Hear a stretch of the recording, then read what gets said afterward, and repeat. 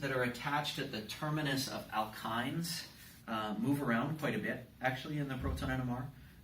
And so the window that everybody gives you is between about 1.8 and 3.1 parts per million, but that's a very big window. And it's because of the electronic effects, magnetic effects, really, that Chris was talking about. As you change the pull on the triple bond, it can really change those cones. Yeah, quite dramatically, and in surprising ways, you can be really thrown off by that. But there's other good ways to assign that proton, because you'll be able to spot that carbon directly, and you can look for the correlation in HSQC. This is a fun one. This is an alene, okay, where the central carbon is doubly bonded to two neighboring carbons. Those appear really reliably between about 4 and 5 parts per million, and when we get to the coupling section, I'll point out that if you've got a proton over here, you've got a really nice about 3 to 4 hertz coupling, I think. These are really, really easy to spot in the proton NMR. They look like nothing else in the proton NMR, so you can read them out directly. I've written here aryl H is between 6 and 9. That's a stupidly broad range, but we'll be able to put that on a firmer footing in just a moment.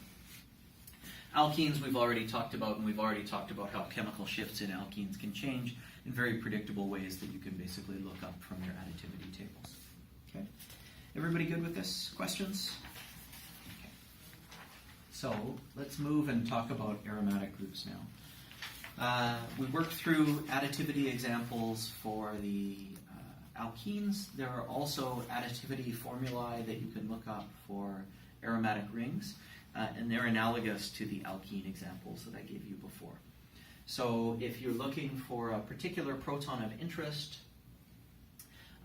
basically you can look up in a table if you've got functional groups that are at the ortho, meta, or para position relative to your proton of interest, and you can add them to 7.27, which is the chemical shift for benzene, okay, in chloroform, and come up with a reasonable estimate of what that chemical shift should be.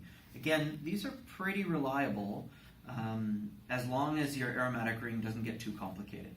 So as Chris and I were talking about a minute ago, all of these are initially drawn from monosubstituted aromatics, which means that they work really well for monosubstituted aromatics.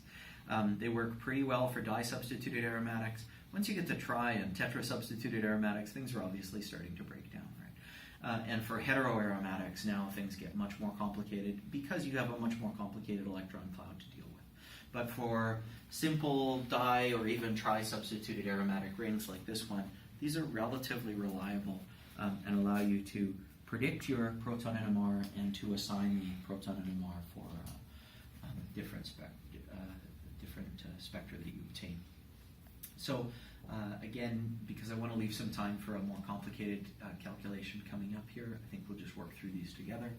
So for proton A, we're going to start with the chemical shift for benzene, 7.27, and then we're going to add groups for the numbers for the T-butyl group, which is ortho, the phenol or hydroxyl group, which is meta, and this other alkyl group, which is meta. And if you read these directly off the table, you get 0.02, minus 0.12, and minus 0.12. Okay. 7.27 plus these numbers gets you to 7.05. Similarly, for proton B, we've got an alkyl group that is meta, another alkyl group that is ortho, and a hydroxyl group that is para. That gets us to 6.54. And for proton C, similarly, we come up with a calculation giving us 6.43 parts per million. Okay. You can see that this reflects reality, I think, in that this is an ortho-para director. Okay, so we should expect proton C and proton B to move upfield, because you can imagine from a resonance perspective, this pin is down.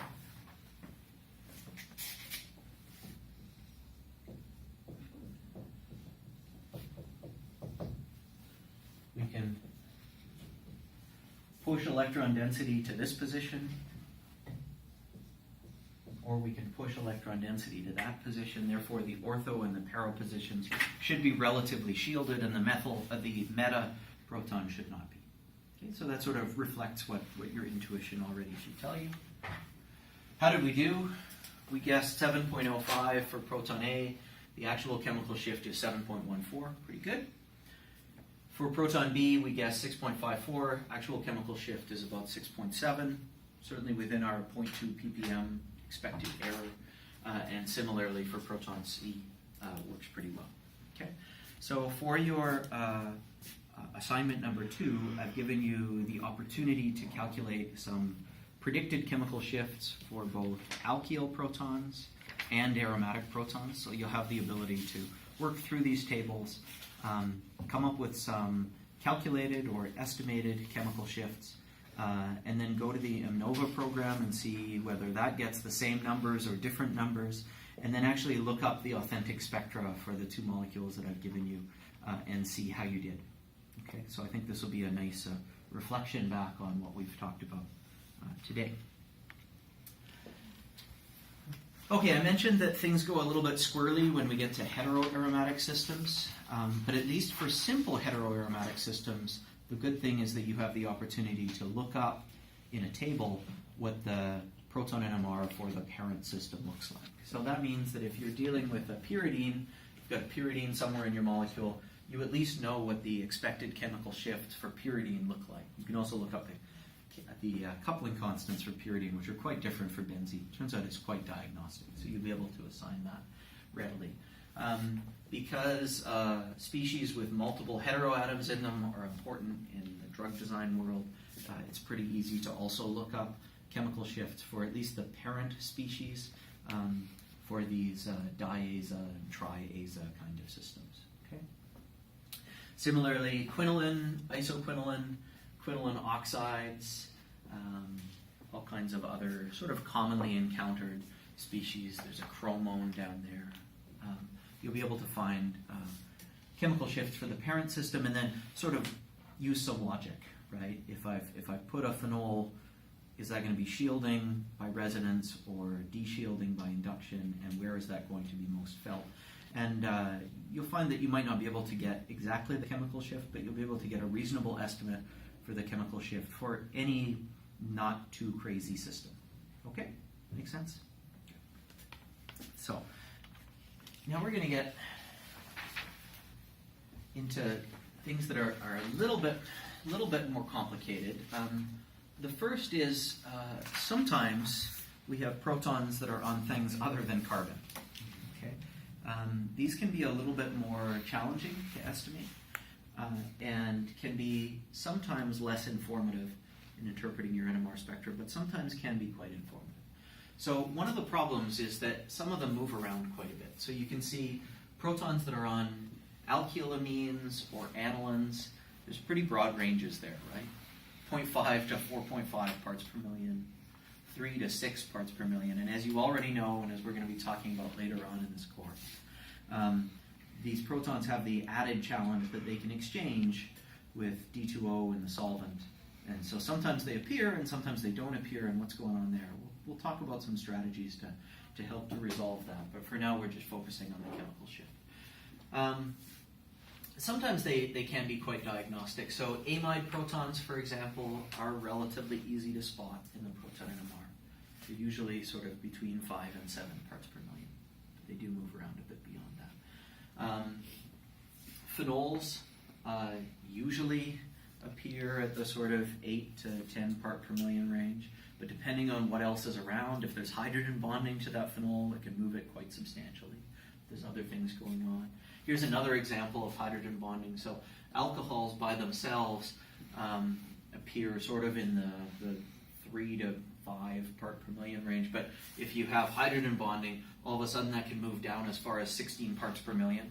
So it's really nice if you do spot that, but of course, not everybody runs their proton NMR up to 16 parts per million. If you're looking for that proton, though, maybe you should. So thinking about these things before you go down to run your proton NMR can be quite valuable as well. Can save you some time in the long run. And these, we've certainly had lots of examples in my own group of hydrogen bonded alcohols where there's a ketone nearby that way far downfield. You would give them the X groups. They would recognize that. Yeah. Nitrogens instead. Okay, so some challenging systems here, but there are ways to pick these out. We'll talk about some correlation spectroscopy as well later. So here's what I really wanted to get to, because I've given you an example of this in your assignment.